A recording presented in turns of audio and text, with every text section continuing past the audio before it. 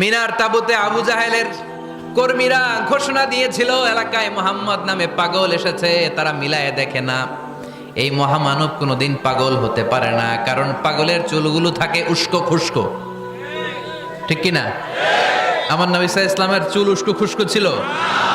কত সুন্দর চুল আঁচড়ে রাখতেন, জাইতুনের তেল দিতেন, আতর ঢেলে মাথার শীতের মধ্যে ঢেলে দিতেন, কপাল বেয়ে বেয়ে পড়তো, আর যেখানে সেজদা দিতেন সেজদার জায়গায় আতরের ঘ্রাণে আমোদ হয়ে যেত।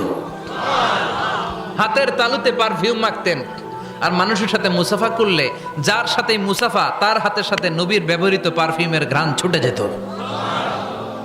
এত পরিচ্ছন্ন ছিলেন তারা। বিশ্বনবীর চেহারার সাথে আবু জাহেলের বক্তব্যের মিল খুঁজে পায় না। তারা বলে, না, এই লোক কখনো পাগল হতে পারে না। পাগলের চুল থাকে উস্কো খুস্কো, জামা থাকে ছিঁড়া ফাড়া, গায়ের মধ্যে থাকে ময়লা। পাগল কখনো দাঁত মাজে না।